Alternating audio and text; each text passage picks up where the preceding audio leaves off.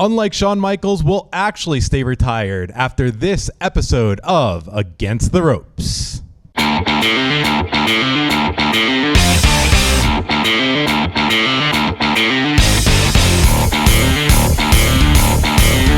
Welcome, everybody, to the final episode of Against the Ropes. I'm Taylor Berkowitz, and for this final episode, we don't know the whereabouts of Thomas Emeric, so it looks like I will just be hosting the show for today.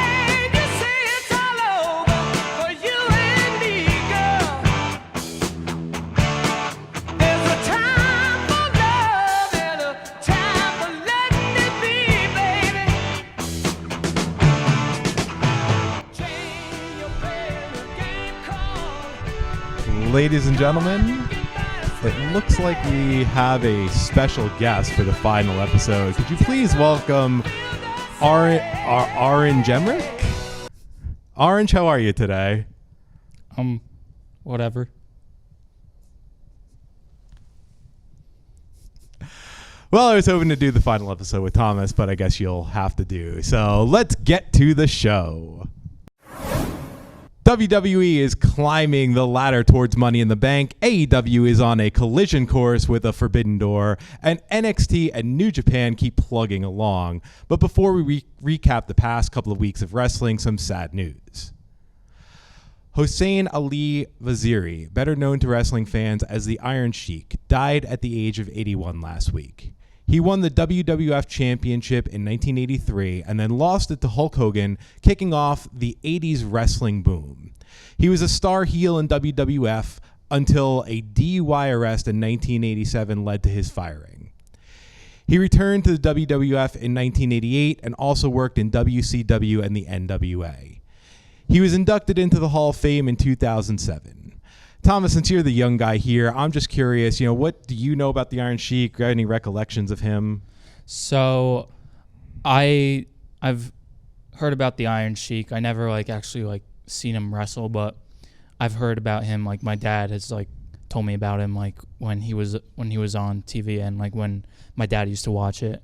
And also my dad's friend, his name is Rob. He used to watch it as well. He used to watch the old WWF at the time. So he used to tell me about the Iron Sheik. But recently I watched the A&E special on the Iron Sheik, and I thought it was one of the greatest, one of the greatest documentaries I've ever watched. It's just his story is so interesting, and it just sucks that he's actually gone now.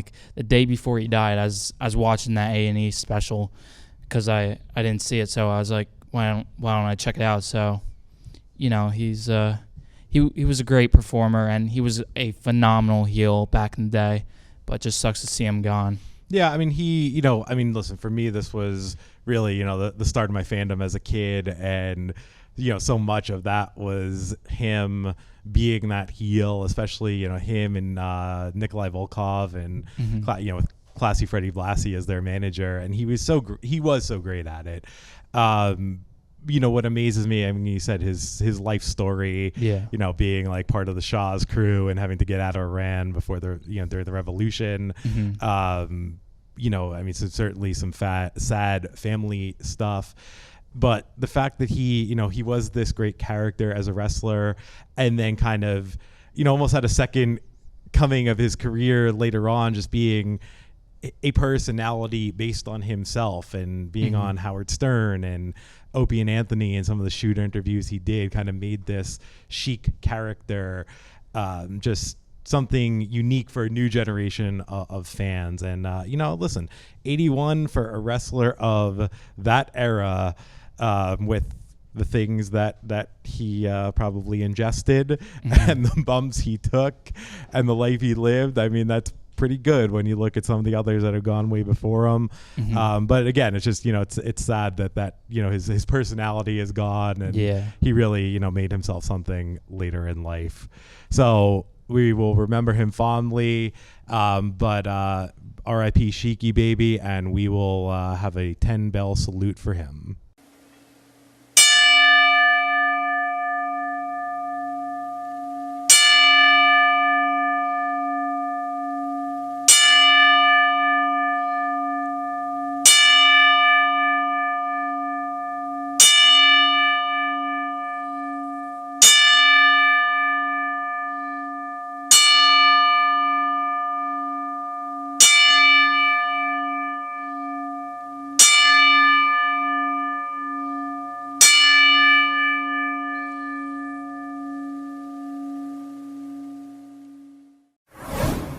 Obviously, that was the biggest news, but in terms of wrestling in general, what has stood out to you the past couple of weeks since the last round of pay-per-views?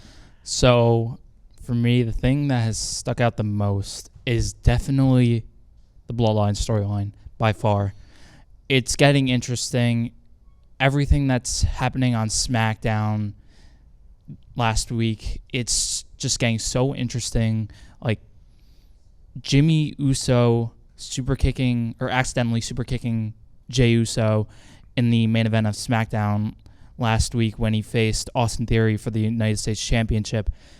It just builds more to the story that keeps me still intrigued, and I'm just like, I'm still interested to see where it goes next and like where it all leads to, and I just can't wait to see like what the payoff is going to be. Yeah, I'm, again, for me, and I haven't been as deep into it, but it feels like it's been going on a little too long. And, again, this is why movies need editors, what the payoff's going to be. And again, I mean, I feel like the problem you're running into is you've essentially had to create a second championship because Roman doesn't wrestle, and we know nobody's really taking the championship off him sooner. So where's the payoff? What's the ultimate payoff? It's starting to get to that point of, hey, maybe we should have, wrapped this up or gone in a different direction at WrestleMania for me. But it is still compelling storytelling. And, if there's anything, I was down on AEW after whichever was that. Double or Nothing. Double or Nothing. Yeah, I couldn't. That's how much I didn't care about it. But if Dynamite the last couple of weeks has been pretty good. And the ending last night, as much as it was a lot of chaos and maybe too heavily reliant on run-ins, I feel like they're going in the direction of this, the story of family and, everything between, with Eddie Kingston running in and his background with Mox. It's that, you love each other, but you hate each other because you're family. Yeah. Kenny and Hangman, Hangman and the Bucks, they're telling that story. Don Callis and Kenny, what's that story?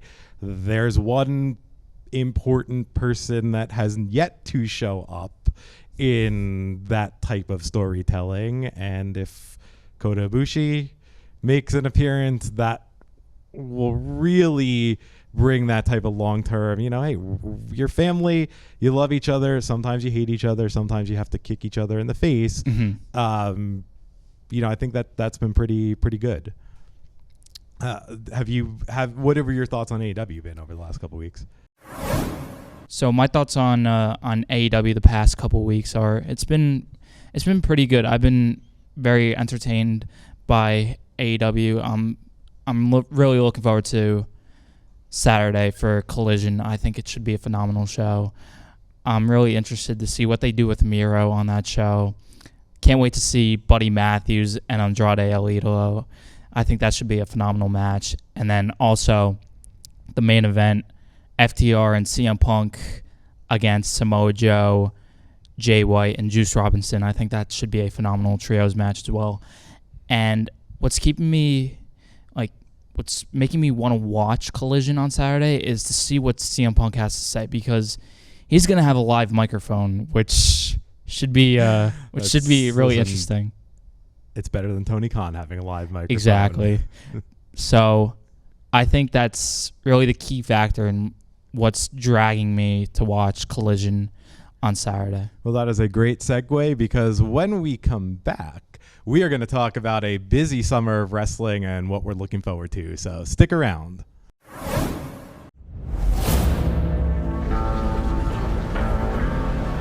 CM Punk has arrived in All Elite Wrestling. Calm down. We have a new AEW World Heavyweight Champion. Ain't going anywhere. The only thing that's certain about CM Punk right now is that nothing's certain.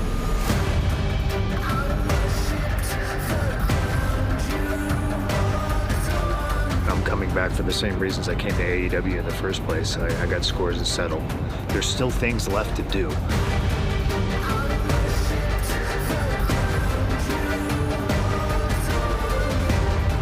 Saturday, the 17th of June, Collision, the United Center.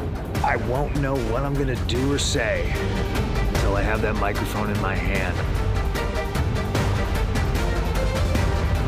I have a lot of things to get off my chest.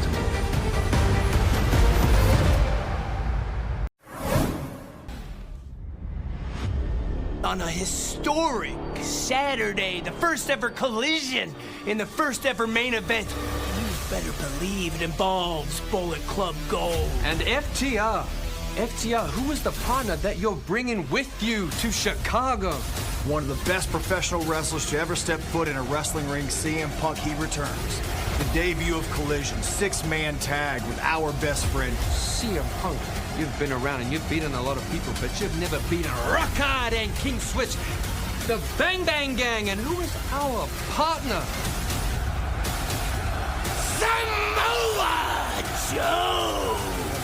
This homecoming isn't going to be the dream that you've all been envisioning. No. This ends with guns up.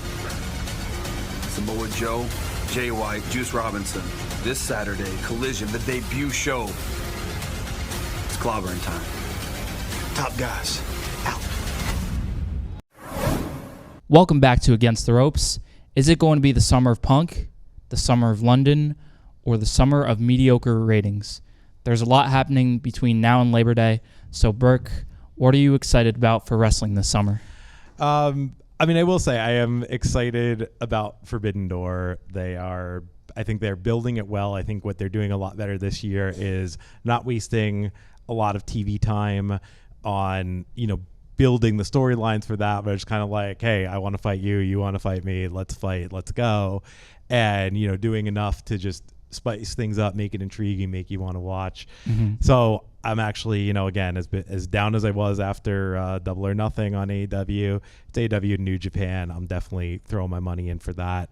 Again, given where that's going, it's going to be very interesting to see what they put together for All In London, and the ticket sales have been good. So are they really going to go, all in for that, and how much are they going to put in? But again, the summer is for the G1, and I love the G1. It is a great way to fill free time. Eddie Kingston is in the G1, and I know he's not winning, but man, that is exciting. And there's just been a lot of, again, I love New Japan, and they've really pushed some of the new guys. So seeing, especially after Dominion, how much they push Yota Tsuji, mm-hmm. How much they push this younger generation of talent is going to be great. But man, if you haven't watched the G1, watch the G1. It's awesome. It's so great. Now, Burke, can you explain to the audience what the G1 is? Because I'm not really knowledgeable on New Japan. So the G1, to you at home, to you specifically. So the G1 is the round robin tournament that New Japan runs every year.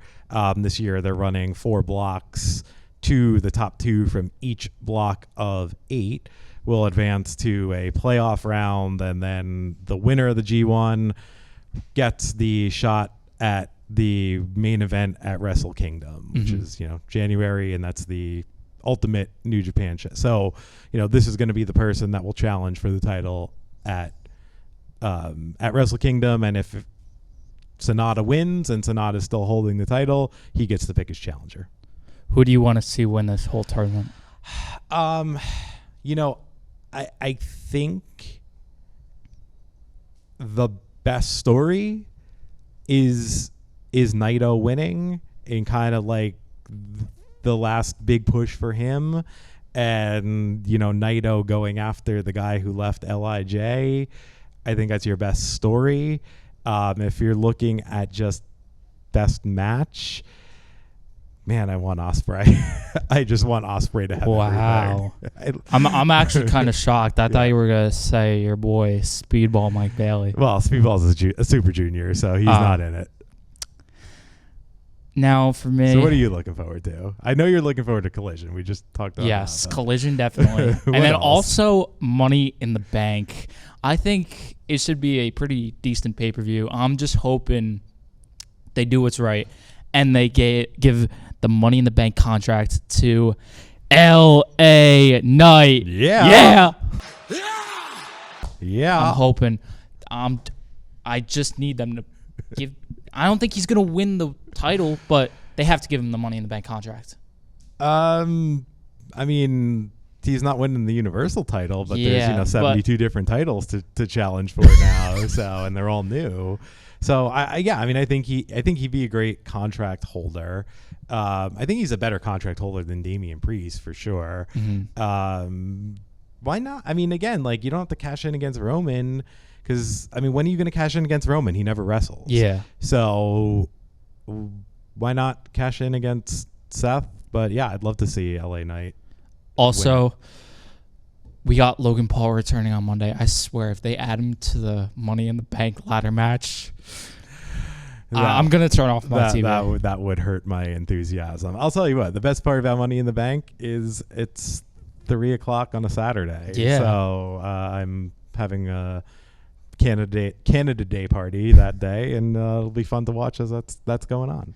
Yeah, it's stacking up to be a pretty good show. I mean, like you got Cody and Dominic, which I think should be a pretty decent match, and then you got the women's Money in the Bank ladder match, which I think Becky Lynch should win the Money in the Bank.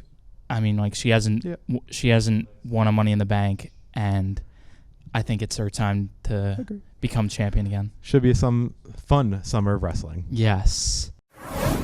When we come back, some final thoughts on what Against the Ropes has meant to us. Don't go anywhere.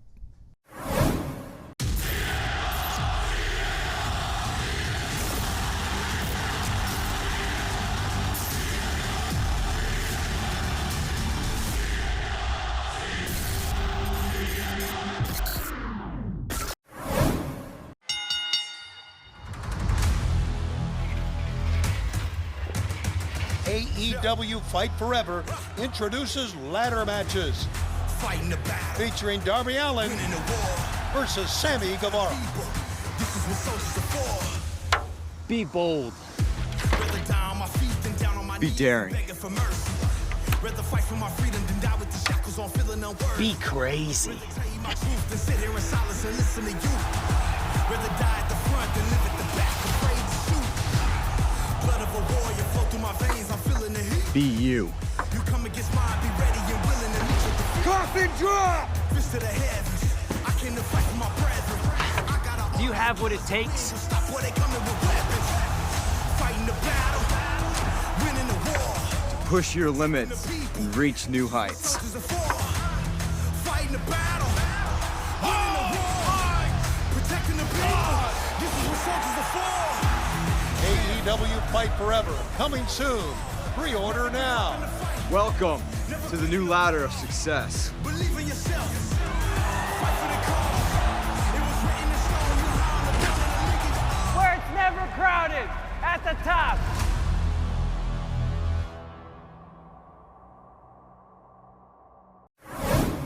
Welcome back to Against the Ropes. Since today is our final Against the Ropes episode together, we are going to talk about what Against the Ropes has meant to us.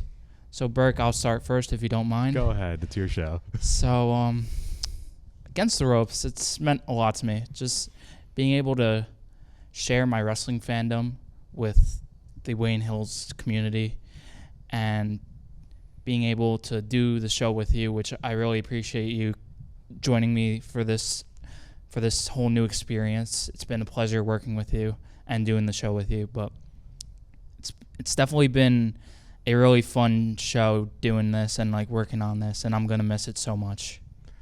Yeah, I mean, listen, it's been my honor to do this with you, and I'm grateful that you approached me, and we had a great time doing the first episode and decided to keep it going. Other than just being able to talk about things and share my thoughts and share my feelings to anybody who will listen. It's been great. This has been so much fun getting like my creative juices flowing again. And I love TV production. I love writing, working with you in writing the scripts and being able to work on the wording, to work on the cadence, helping you, kind of find your voice has been great. And it's been great to watch you kind of grow into certain things. If I had one wish, I wish this were radio, so I didn't have to see my extra chins on television. But it really has been so much fun coming up with the structure, the creative process, the production of this. This is what I loved doing in college. I didn't do it for a living, and I love getting the opportunity to do these things. So I'm grateful that you gave me the opportunity to do that and created the opportunity for this to be in place. And I'm going to miss it. I'm happy that you're getting out of here and you're going to move on to bigger and better things. But I'm going to miss it. I really am. So, you have the dark glasses to hide the tears in your eyes. I don't. Yeah. I just have to give a quick shout out to my teacher, MJH, Mr. J. Hookstraight, for giving me the blessing to do this show. That was a good one. Thank you, Mr. Hookstraight, for giving me this opportunity and to really really expand Wayne Hills TV, and for letting us do the first pro wrestling show on Wayne Hills TV. Yeah. So thank you, Mr. Hookstraight. And then just have a little something here. We got to thank John too. Yes, and John. Can't forget about John. Prompter John guy. McMonigal. Yes. For helping us out too. Thank you, John. And I just have a quick little thing. It's not the All-Atlantic champion. Okay. Is it a new WWE belt? Are we? No. It's my mom. It's not Damien, Jake the Snake.